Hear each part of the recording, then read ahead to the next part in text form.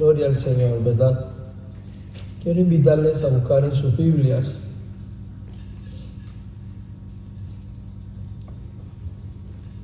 Segundo a Timoteo 3, 16 al 17.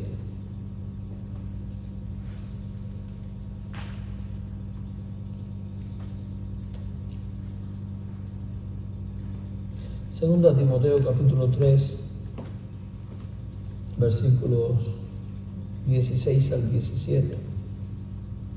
Los hombres estudiamos este texto, aquí que están afilados. Segundo a Timoteo 3, 16 al 17. Arielita, me encantó tu oración. Gracias. Dios te usó. Dígame cuando lo tenga. También quiero agradecer a Dios porque, miren, nos ha ido bendiciendo grandemente. Recientemente nos regalaron todo un sistema de sonido nuevo. Bueno, nuevo para nosotros, es de uso, pero está prácticamente nuevo y de muy buena calidad. Y damos gracias a Dios por la iglesia que hizo esto. Y semanas atrás también una persona que no viene a esta iglesia nos donó una consola nueva para el control del audio que está magistral. Algo que costó arriba de $3,000, déjenme le digo, si mal no me equivoco. Así que ahorita al final del servicio le vamos a pedir a David que él pase al frente para que dé gracias a Dios por esto y también oremos por las personas que lo hicieron, ¿verdad? Porque uno tiene que ser agradecido. Así que Dios sigue proveyendo, mis hermanos. ¿Ustedes no notaron que hoy la voz de todo el mundo se oye diferente? Mírenme a mí que vime hoy. Bien, ¿está conmigo? Lo bueno de esto es que ahora hay que hablar bajito, porque se oye estridente y yo no puedo esforzarme. Me dijo el médico que tenía que hablar bajito. Dios ampara, ¿no? Dice así. Dice, toda la escritura es inspirada por Dios y útil para enseñar, para redarguir, para corregir, para instruir en justicia, a fin de que el hombre de Dios sea perfecto, enteramente preparado para toda buena obra. Oramos. Señor, ilumínanos con tu Santo Espíritu y guíanos para poder exponer tu palabra. Padre, queremos oír de ti y aprender de ti. Danos de tu gracia, de tu sabiduría. Prepáranos para asimilar y después para hacer. En el nombre de Jesús, amén. Hemos titulado este mensaje El crecimiento integral del creyente. Al estudiar la Escritura descubrimos que la salvación es algo que es eternamente por gracia a través de Cristo por medio de la fe en Él. El libro de los Efesios capítulo 2 versos del 8 al 9 dice: por la gracia sois salvos por medio de la fe. Esto no es de vosotros, es un don de Dios, no por obras para que nadie se gloríe. Es esto uno de los postulados doctrinales principales que sostenemos los cristianos evangélicos, los cristianos bautistas. Sin embargo, el mismo pasaje nos dice posteriormente en el versículo 10 que cada uno de nosotros que hemos sido hechos partícipes de esta gracia y de esta fe en Cristo, fuimos creados para que andemos en una serie de obras que Dios mismo preparó de antemano para que los creyentes andemos en ellas. Si usted lee con cuidado el verso 10 de Efesios 2, dice: porque somos hechuras suyas, creados en Cristo Jesús para buenas obras, las cuales Dios preparó de antemano para que anduviésemos en ella. Esta es la tensión, esta es la tensión que exploraremos hoy. El crecimiento, amados hermanos, no es una forma de ganar la salvación, sino una evidencia de que ya hemos sido redimidos por la sangre de Cristo. O sea que un verdadero creyente sí o sí siempre va a crecer espiritualmente, porque es imposible ser salvo y no crecer. Porque en la parábola del sembrador Jesús dijo que la buena semilla cae en buena tierra y que ésta germina, crece y da frutos. Por otro lado, si una persona no está creciendo y no está dando frutos, es porque hay algún problema con su relación con Dios. ¿Por qué? Porque el Padre ha dicho que nos limpia para que vayamos y demos fruto.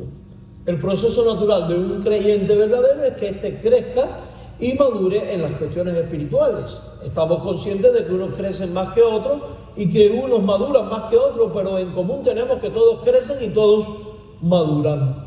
Todos entonces empiezan a andar en las obras preparadas por Dios de antemano. El crecimiento espiritual no es un proceso de una sola dimensión. La Biblia enseña que es un proceso integral que afecta todo nuestro corazón con nuestro ser. O sea, el poder del Espíritu Santo que obra en nosotros, porque cuando creímos el Señor puso el Espíritu Santo, va a trabajar para que la totalidad de tu ser, espíritu, alma, cuerpo, todo lo que tú eres, crezca y madure.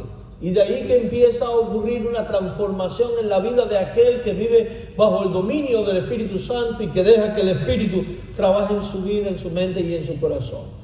Va a cambiar la forma de pensar, va a cambiar la forma de ver la vida, va a cambiar la forma de actuar, la forma de comportarse, la forma de hablar, la forma de llevar la familia, la forma de ser padre, de ser hijo, de ser esposo, de ser un ciudadano común, de ser miembro de la iglesia. Lo va a cambiar absolutamente todo.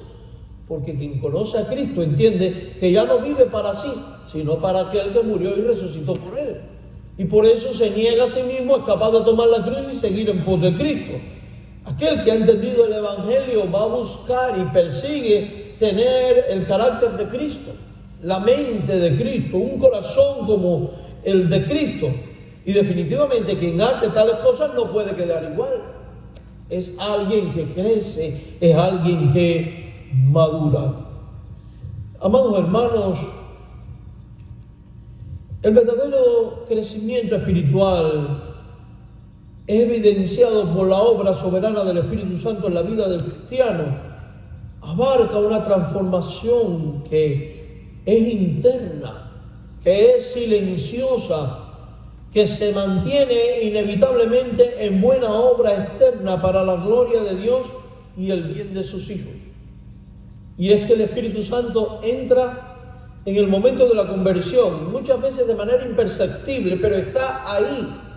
Y poco a poco, a través de las distintas herramientas provistas por Dios como medio de gracia, para ir transformándote, como es la predicación, el estudio, la oración, el consejo del hermano, la experiencia, etcétera, etcétera, empieza a barrer de nuestra vida aquellas cosas que están de más, aquellas cosas que sobran, aquellas cosas que no honran a Jesucristo, y silenciosamente empieza a haber una operación que, aunque no es pública en términos de que el Espíritu todo el tiempo lo está haciendo y lo está declarando, sí es perceptible, porque los miembros de la iglesia y los no creyentes que rodean a tal persona comienzan a darse cuenta de que en la vida de este está ocurriendo un cambio, está operando una transformación, porque donde llega el Espíritu de Dios lo trastorna todo, las cosas no quedan iguales. Usted deja de parecerse más a usted para parecerse más a la persona de Jesucristo. Habiendo sentado las bases de nuestra salvación por gracia, debemos preguntarnos cómo se ve la vida del creyente que ha sido renovado. ¿Cómo se está viendo tu vida ante los ojos de Dios? ¿Cómo están viendo tu vida a otros que ya saben que tú eres cristiano? ¿Cómo estás viendo tu vida a los que te rodean? ¿Cómo la está viendo tu esposa, tu esposo, sea este creyente o no? Tus hijos, sean estos creyentes o no. Tus compañeros de trabajo, ¿están viendo a Cristo en ti? Realmente hoy pueden decir, oye, este es alguien diferente. ¿Algo ha cambiado en él? Eso es bueno que nos lo preguntemos y que busquemos las respuestas con sinceridad, porque ello puede ser un termómetro que nos diga dónde está nuestra temperatura espiritual y si realmente está habiendo cambios en mi vida o no. Mis queridos hermanos, el crecimiento es algo que ocurre al interior. La obra silenciosa del Espíritu Santo en el corazón. Así comienza todo. El fundamento de toda vida cristiana se encuentra en lo que ocurre en lo más profundo de nuestro ser, donde solo Dios puede ver, donde solo Dios está.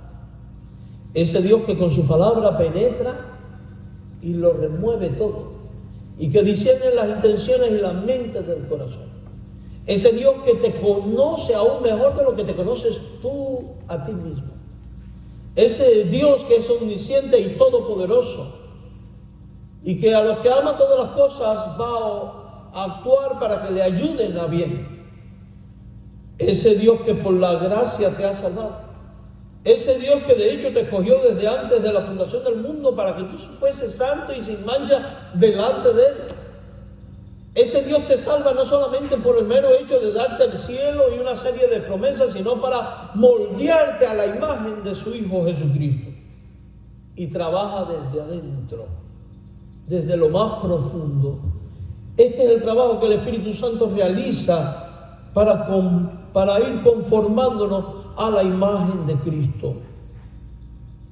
Y va cultivando así la vida interior. ¿Y cómo cultiva la vida interior? Lo hace por medio de la palabra de Dios. Y yo quiero que usted piense en esto. Porque si el Espíritu Santo cultiva la vida interior, y ese cultivo produce crecimiento, y el crecimiento, avivamiento, entonces la palabra de Dios es indispensable en tu vida. Y un motivo por el cual hay que leerla, meditarla, aprenderla, y sobre todas las cosas hacer todos los arreglos que sean necesarios hacer en la vida para poner por práctica todo su consejo.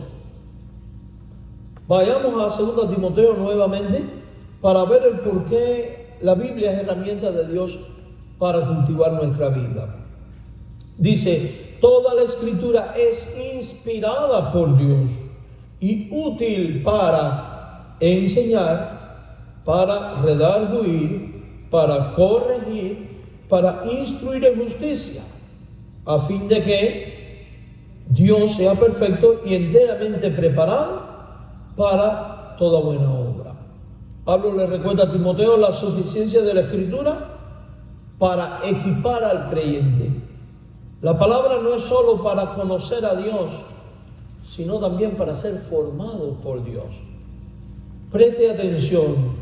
Lo primero que dice este pasaje es que la Escritura, ese libro que tú y yo tenemos delante y que es la Biblia, es un libro inspirado. La palabra inspirado significa exhalado por Dios, soplado por Dios, venido de Dios.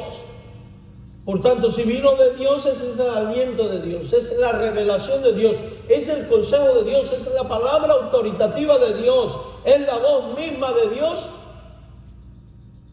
Significa eso que cuando me acerco a la Biblia y leo la Biblia, en realidad a quien estoy escuchando es a la persona de Dios. Muchas veces oigo a creyentes que dicen, mira que yo le pido a Dios que me hable. Y pregunto, ¿te estás acercando a la Biblia? ¿Estás leyendo la Biblia? Porque Dios hace mucho rato que está hablando y sigue hablando. Cada vez que tú y yo nos acercamos a la Biblia, Dios te está hablando. Aprende a insertar tu nombre en cada pasaje de la Biblia y verás cómo todo tiene que ver contigo y para ti. Porque esa es la razón por la que Él la dejó. Y la razón por la que inspiró a los autores es para que ellos pusieran por escrito y sin error el consejo de Dios. Consejo que es inmutable. Y consejo que es esencial para el crecimiento cristiano, que es esencial para la vida cristiana, que es esencial para vivir de manera consagrada y santa ante los ojos de Dios. ¿Qué parte de la Escritura es inspirada? Toda ella. Toda la Escritura es inspirada por Dios. Y preste atención ahora a la palabra que viene a continuación, porque es imprescindible entender esto. Dice que esta palabra inspirada es útil. Responde a una necesidad, tiene un objetivo en las manos de Dios en favor tuyo. Pero ¿para quién es útil? No es útil para Dios porque Dios es santo, perfecto y Dios no necesita su consejo. Esta palabra es útil para el pueblo de Dios. Porque el pueblo de Dios, por causa del pecado, por causa del mal que está en él, muchas veces peca por ignorancia. No sabe cómo conducirse en la vida, no sabe qué rumbo tomar, qué hacer, qué no hacer. porque no es entendido en las cosas de Dios, y aún cuando entiende las cosas de Dios, también en determinados momentos, por determinadas circunstancias, la necedad se apodera del corazón y nos lleva a actuar como ignorantes de la Escritura. Por otro lado, por causa del pecado, a veces tenemos un corazón duro e insensible para con el prójimo, para con Dios y para con los hermanos en la fe. Y Dios conoce eso.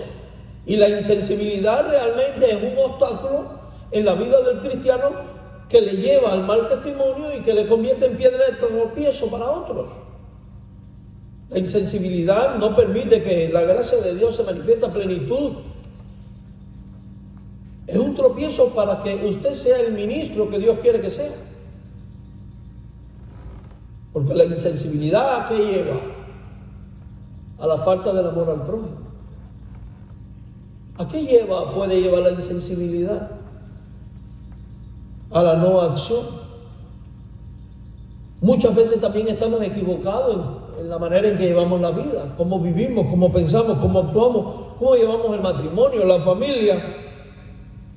Muchas veces no sabemos ni cómo instruirnos a nosotros mismos ni instruir a otros, y eso viene por causa del pecado. Y siendo que somos gente necia,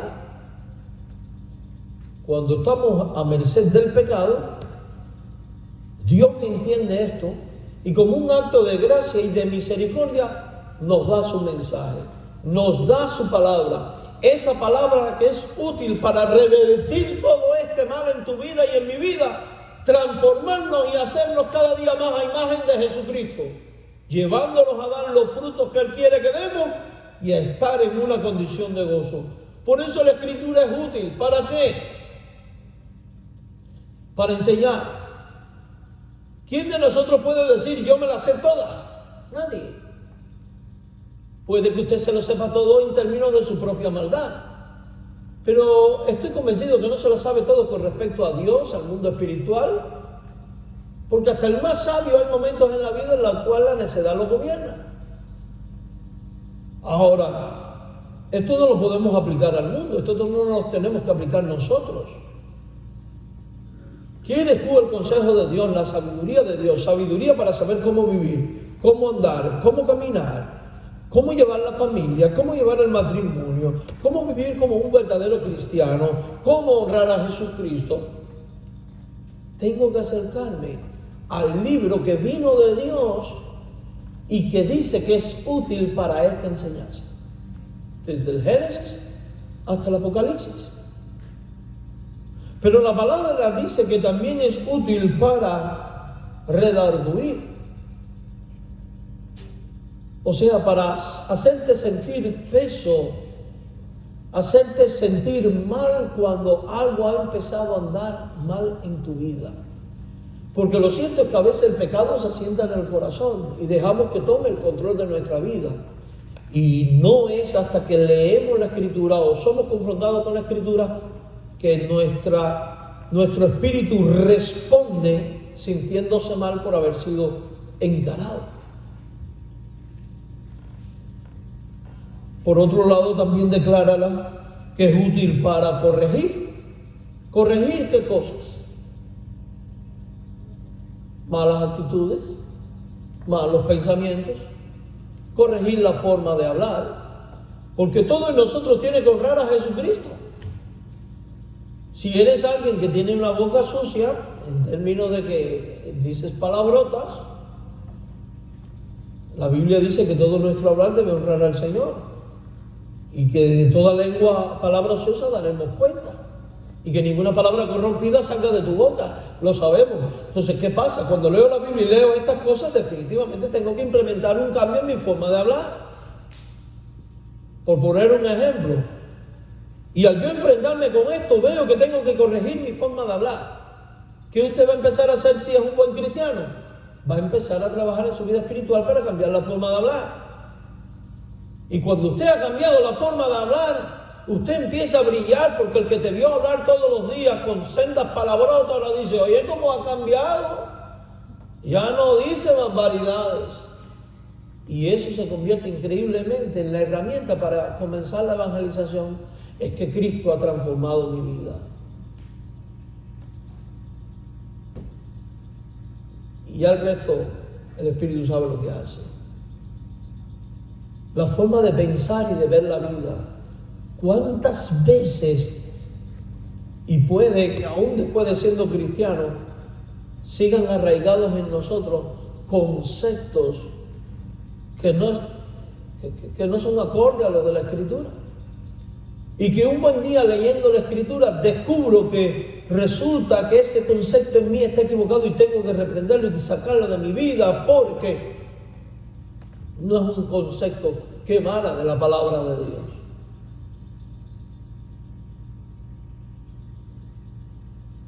Pero solo es corregido cuando la palabra ¿qué? Lo corrige. Estoy solo poniendo algunos ejemplos.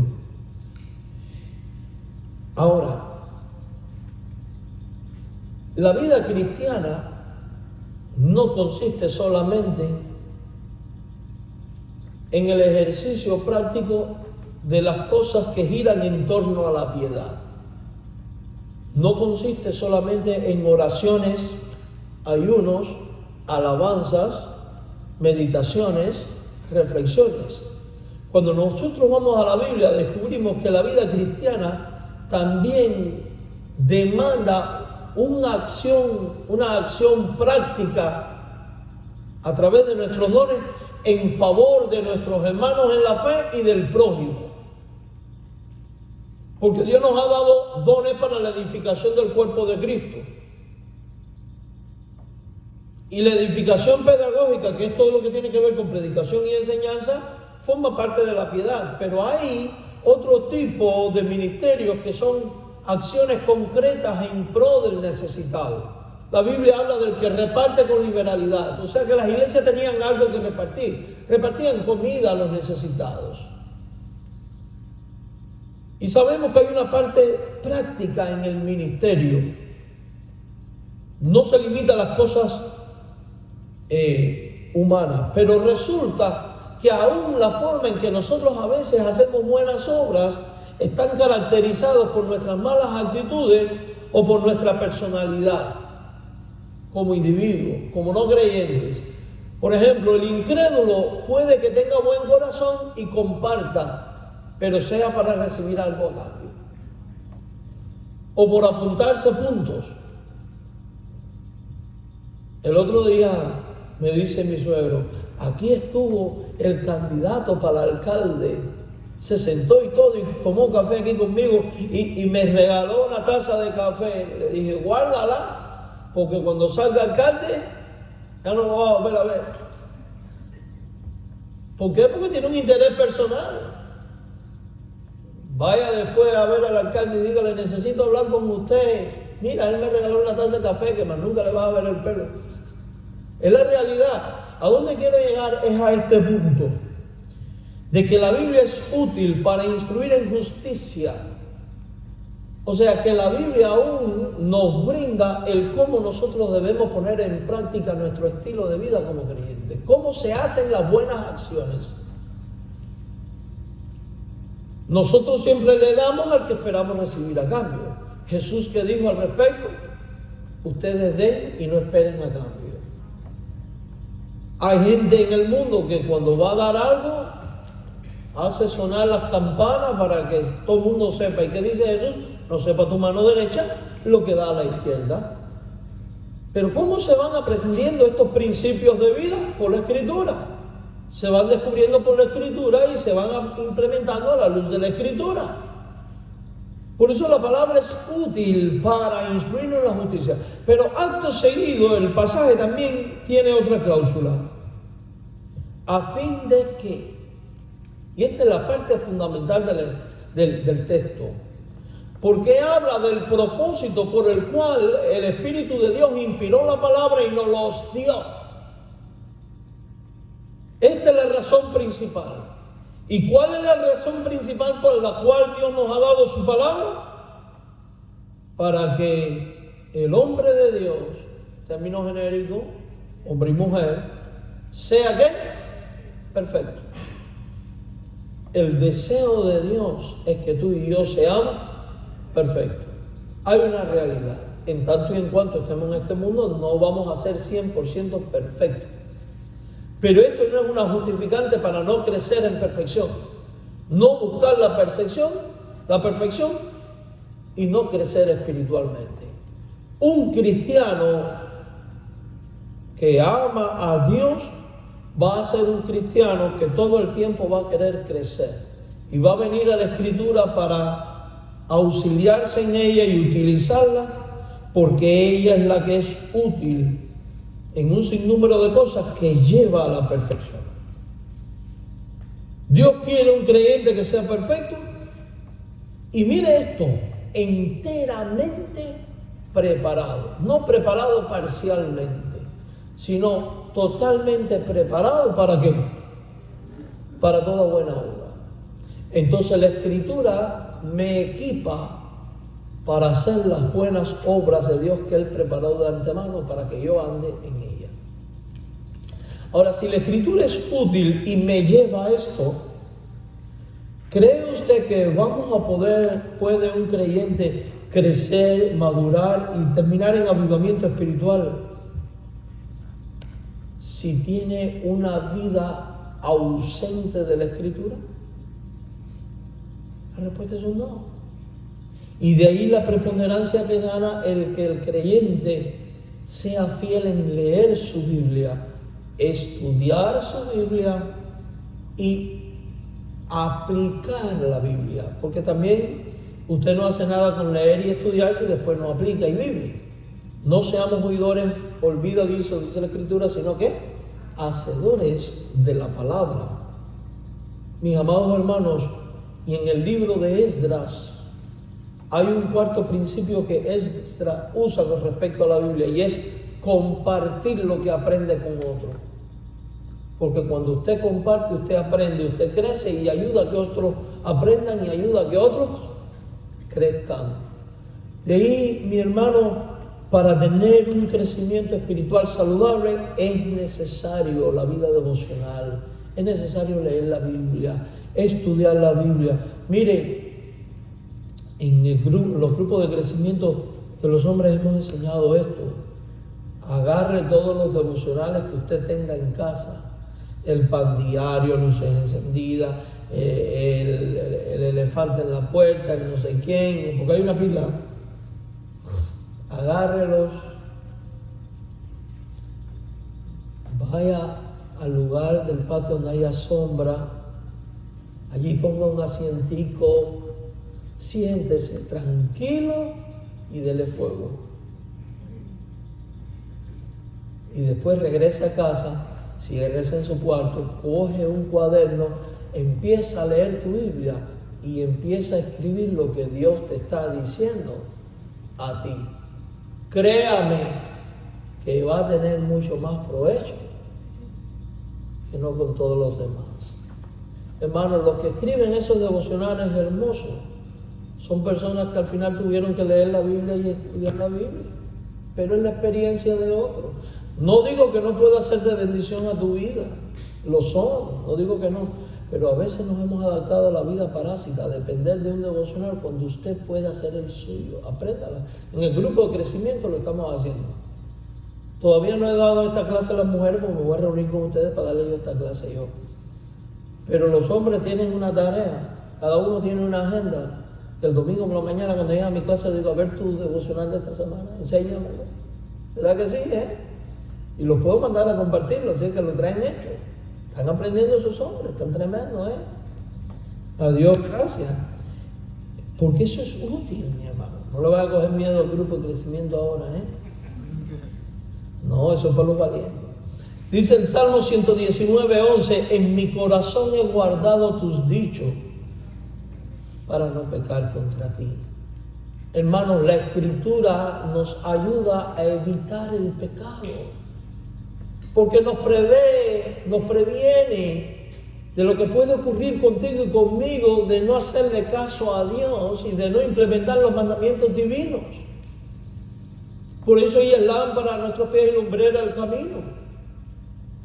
Pero cuando usted abandona la Escritura, usted se hace vulnerable de ello. El salmista nos muestra que guardar los mandamientos de Dios en el corazón no es un acto pasivo, sino una defensa activa contra el pecado. Nuestro crecimiento comienza con una disciplina personal de estudio y meditación diaria. Aparte tiempo para leer la Biblia, no como una obligación ni por legalismo, sino como un alimento necesario para tu alma. Medita en ella, memorice sus versículos para que se conviertan en la guía de tus pensamientos. En términos matrimoniales, la familia debe establecer rutinas de lectura de la Biblia juntos. Padres, enseñen a sus hijos las Escrituras. Velen porque sus hijos estén leyendo la Biblia. No para que conozcan las historias como conocen la historia de Superman o Mickey Mouse, sino para que aprendan verdades y principios espirituales de vida.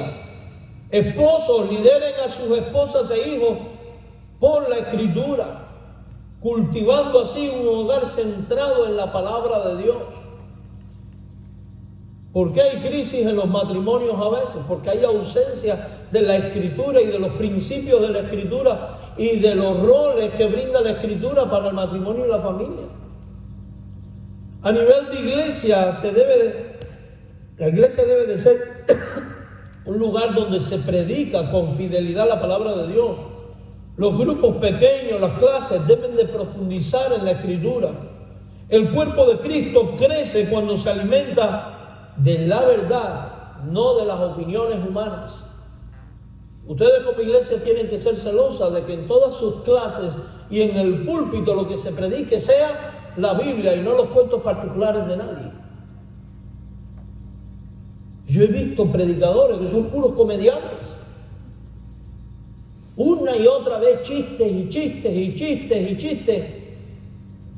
Y lastimosamente he visto ovejas diciendo, vamos al culto tal que ahí viene el predicador, él es tan chistoso, yo todo el tiempo riéndome. La iglesia no es una comedia. No. Está bien que en determinado momento quizás un chiste para quitar un poco la atención, pero esto no es para eso.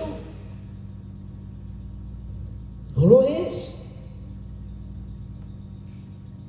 Alguien me dijo una vez, usted siempre predica que parece que está peleando y la cara muy seria. ¿Usted me ve la cara seria, hermano? No digo la mentira, pero aquí no se viene a entretener a nadie. El evangelio es algo serio, no tengo que andar con una risa y plástica todo el tiempo. No se ríe nunca por mi cara, porque yo soy muy estoico, yo puedo estar muy serio y partido de la risa por dentro. Aparte, soy un poco cascarrabia también. La iglesia debe de ser celosa de la buena palabra. La práctica, la segunda cosa que es esencial es la práctica vital de la oración y la comunión con Dios para crecer y madurar, mis hermanos. Vamos a Filipenses 4, 6 al 7. Por nada estéis afanosos, sino que sean conocidas vuestras peticiones delante de Dios en toda oración y ruego con acción de gracias. Y la paz de Dios, que sobrepasa todo entendimiento, guardará vuestros corazones y vuestros pensamientos en Cristo Jesús. Miren, cada día trae su propio afán, dijo Jesús. Ninguno de nosotros escapa a esto, porque cada uno de nosotros tiene problemas, tiene dificultades, tiene su propio entorno. Ninguno escapa de aquí. Pero aún pese a todo esto, Jesús te dice, por nada estés afanoso. O sea, no permitas que absolutamente nada de los afanes del diario vivir te atrapen y te produzcan afán y ansiedad en tu corazón. ¿Por qué? Porque por más que te afanes no vas a poder añadir a tu estatura un codo. ¿Por qué no afanarse? Porque eso es no entender que Dios sigue estando en control, tiene el control y que todas las cosas están sujetas a su voluntad y que si aún no cae una hoja seca a tierra, ni un pajarillo sin su consentimiento, los necios somos nosotros cuando nos afanamos. Ahora yo le quiero hacer una pregunta. ¿Verdad que es facilito aprender a no afanarse? ¿Quién de nosotros? Yo creo que el 99.9999, casi pegado al 100% de los creyentes, tenemos este problema espiritual en nuestra vida. Sabemos que los pelos de la cabeza están contados, cosa que es fácil en algunos, en otros no. Sabemos que no cae una hoja seca sin que Dios no lo sepa. Sabemos que no es justo desamparado ni su descendencia que mendigue el pan. Sabemos que podemos ir a Él los cansados, trabajados y agobiados porque en Él está el descanso. Sabemos que la carga es ligera y el yugo también, si andamos con Cristo. Y sabemos un mundo, pero a la hora de la realidad, el saber se va a los pies. Entonces, ese es un área en la cual uno tiene que batallar espiritualmente. Y si lo dice uno que coge unas candangas con las cosas que usted no se imagina, porque eso lleva a otros males. Pero la Biblia dice, no estés afanoso. Ahora, eso no significa no darle importancia a los problemas de la vida. Aclaro. Lo que quiere enseñarnos el Señor es que en vez de afanarnos por los problemas que nos vienen, dale solución a los problemas de la manera prescrita por Dios y vas a crecer en medio de ellos y te va a ir bien. En vez de afanarte, ora. ¿Nosotros qué hacemos? Tenemos el problema, nos afanamos, nos recondenamos la existencia y después que no resolvimos nada, entonces oren conmigo. ¿Verdad que sí? A veces, no todos, y no siempre, porque hay circunstancias en las que hacemos esto y otras en las que no, pero son lecciones que debemos de ir aprendiendo y corrigiendo. Si no sean conocidas vuestras peticiones, o sea, en vez de afanarte, ven y hazle saber a Dios las peticiones. Pastor, pero Dios no es omnisciente y ya la sabe. Sí, pero el que gana en venir y desahogarse y decir, eres tú, ven y dile. Y díselo con toda oración, díselo con todo ruego, dice el texto. Pero díselo también con acción de gracia, o sea, ven con la convicción de que Dios al que le estás hablando va a obrar. Ya sea quitándote el problema o no. Porque hay problemas que Dios permite, porque es la única manera en que nos mantenemos en nuestro lugar y no en soberbia. Por eso a Pablo le dijo, bástate mi gracia, no te voy a quitar tu aguijón. Y es ahí donde uno tiene que aprender a vivir con el aguijón, hasta que la muerte los separe. ¿Entendieron el aguijón? Algunos, yo no tengo ese aguijón, gracias a Dios. Es aclarar, si no me dan comida al mediodía. Y la paz de Dios, que sobrepasa todo entendimiento, va más allá de nuestra comprensión. ¿Qué va a hacer la paz de Dios cuando tú vienes y oras? ¿Qué hará? Guardará tu corazón y guardará tu pensamiento en Cristo. Hará que tú, pese a todo lo que te ha afanado o te preocupa, tengas una mente centrada en Cristo. Y cuando esto crece, usted ha dado un paso en su crecimiento. Usted empieza a experimentar a Dios y entra en estados de avivamiento. Pablo no nos da la oración como una mera herramienta para conseguir cosas de Dios, sino como un medio para experimentar la paz que solo Dios puede dar y el crecimiento. Dice 1 Timoteo 5:17, orar sin cesar. El mandato de orar sin cesar nos llama a una constante dependencia de Dios, a vivir en un estado de comunión continua con nuestro Creador. La oración no debe de ser solo una lista de peticiones, sino que tiene que ser también un diálogo con Dios. Ora por tu santificación, orar por un corazón más como el de Cristo, por sabiduría, para discernir la voluntad de Cristo. La oración es la vida para que el Espíritu moldee tu carácter. En términos familiares, la pareja que ora junta es una pareja que crece junta. La oración en el matrimonio fortifica la unidad, ayuda a superar conflictos y a alinear el hogar con los propósitos de Dios. Oremos por nuestros cónyuges, oremos por nuestros hijos, oremos por nuestro hogar.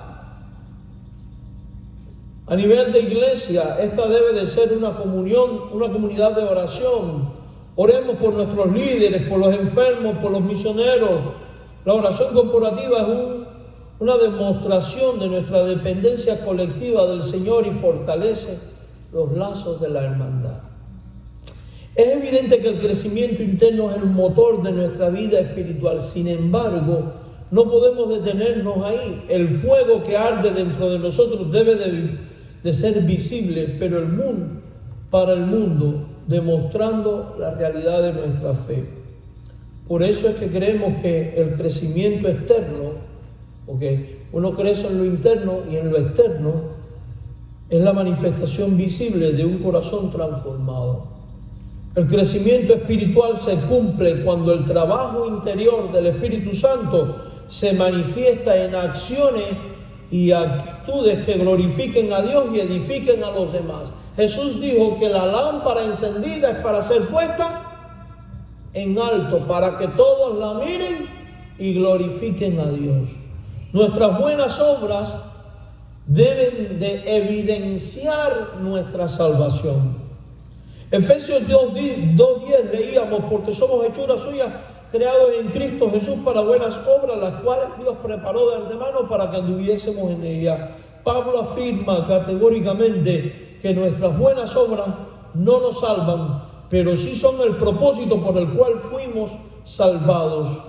La salvación en Cristo nos capacita para andar en la obra que Dios ya ha preparado. Mateo 5:16 dice: así alumbre vuestra luz delante de los hombres, para que vean vuestras buenas obras y glorifiquen a vuestro Padre Celestial que está. Es imprescindible un buen testimonio. Es imprescindible. Cuando se tiene buen testimonio, primero delante de Dios y después delante de los hombres, usted crece, usted madura, usted entra en avivamiento y provoca crecimiento y avivamiento en otros. Jesús, por su parte, nos llama a ser una luz, a que nuestras acciones justas señalen a Dios, no a nosotros mismos. Ahora, esto debe llevarte a preguntarte lo siguiente: ¿qué obras ha preparado Dios para ti? ¿Sirves a los demás con tus talentos? ¿Cómo demuestras el amor de Cristo en tu trabajo, tus vecinos, en tu vida diaria? Estas buenas obras no son para engrandecer nuestro ego, mi amado hermano, sino para que la gente vea a Dios en ti. En términos familiares, las buenas obras se manifiestan en el matrimonio en un amor sacrificial. Los esposos que aman a su esposa como Cristo amó a la iglesia, y una esposa que respeta y se sujeta a su marido está haciendo las buenas obras que Dios preparó para el matrimonio. En la familia se manifiesta en la crianza y en la disciplina y amonestación del Señor.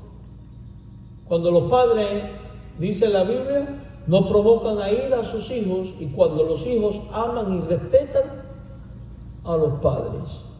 La iglesia es el cuerpo de Cristo, donde los miembros se sirven mutuamente. ¿Y estás sirviendo en tu iglesia local? ¿Estás usando los dones del Espíritu? Las buenas obras son la forma en que el cuerpo crece, se edifica, se glorifica en comunidad. En último lugar, y un elemento que viene de la mano con nuestro crecimiento exterior. Uno son las buenas obras, el otro es la difusión de nuestra fe. el creyente maduro y que crece, es un creyente que comunica el evangelio de salvación a otros. No puede retenerlo ni quedarse callado. Romanos 1:16, por favor. No me avergüenzo del evangelio, porque es poder de Dios para salvación a todo aquel que cree, al judío primeramente y también al griego. Pablo nos enseña que el evangelio no es una ideología para ser guardada, sino que es un poder que debe de ser compartido. A medida que usted invierte más tiempo predicando el evangelio y discipulando a otros, usted también va a ir creciendo más y más. 2 Timoteo 1:8 dice Pablo, por tanto, no te avergüences de dar testimonio de nuestro Señor. Que no te avergüence esto, ni de mí, preso suyo, sino participa de las aflicciones por el evangelio según el poder de Dios. Y esto es importante, participa de las aflicciones. Porque hay una realidad, predicar trae aflicciones. La gente se burla, la gente te agrede, la gente te rechaza, la gente te da el portazo, la gente te grita cosas, la gente te suelta el perro. A mí me echaron una vez un vaso de Coca-Cola en la cabeza y me entró un diciendo que desperdicio. No. Lo que le dije, dale gracias a Dios que soy cristiano ahora, ¿oíste? Porque en otro tiempo esto hubiera sido un problema. También es una mentira, porque yo nunca me he bajado con nadie, ¿eh? Pero a donde voy es que uno sufre por Cristo. Y el sufrimiento no es una justificante para no predicar. Yo vengo de una iglesia, el Tiki y Amilé son de mi misma iglesia, donde tuvimos 21 años sin el templo. El gobierno nos lo cerró. Y pasamos momentos muy duros. Nos decían en el pueblo la iglesia del caracol. ¿Saben por qué nos decían la iglesia del caracol? Porque por las madrugadas, para que el gobierno no supiera dónde nos reuníamos, era con los bancos para aquí, con los bancos, barco, púlpito, piano y la madre de los tomates era aquello. Y crecimos más que ahora que hay templo, o cuando tenía templo la iglesia. Y sufrimos lo que ustedes no se imaginan, hermano. Huevos tirados, desalojos. ¿Para qué? Y conozco pocas iglesias tan misioneras como esta. En medio de todo eso fundó como otras 10 o 12 iglesias más. Ahí están las hermanas, ¿saben lo que estoy hablando? El sufrimiento no fue una excusa para detenerse. Por Cristo se va a sufrir. Asuma y entienda que cuando la gente le rechaza, usted está rechazando el mensaje, no su persona. Y la Biblia dice que hay bienaventuranza y galardón para ti por mí si sufrimos por causa del evangelio. Así que adelante. La vergüenza es un obstáculo que el pecado y el mundo levanta contra el creyente. Sin embargo, la fe es la suficiencia de Cristo.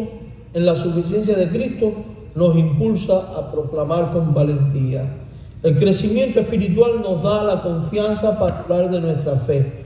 No necesitamos un púlpito, sino valor para compartir el evangelio con nuestros vecinos, compañeros de trabajo, con nuestros amigos y todo tipo de personas. Hermanos, hemos visto cómo el crecimiento espiritual es un camino de doble vía, una transformación interna que inevitablemente se manifiesta en la vida exterior y otro externo. Ambos son indispensables para la madurez cristiana. Hemos reflexionado sobre el crecimiento espiritual, no como un mérito, sino como un fruto de la obra de Dios en nosotros. Vimos que el desarrollo interno, palabra y oración, es el fundamento, y que la manifestación externa, buenas obras, evangelismo, es la evidencia de la vida de Cristo en nosotros. Por tanto, te animo en el nombre del Señor a que sigas adelante en este proceso de crecimiento. Señor, en el nombre de Jesucristo venimos delante de ti con acción de gracias por la obra de salvación que tú operaste en nuestra vida. Y te pedimos la gracia y el poder del Espíritu Santo para poder seguir creciendo para tu honra y para tu gloria. Llévanos con bien a nuestro hogar, danos de tu fortaleza en Cristo. Amén.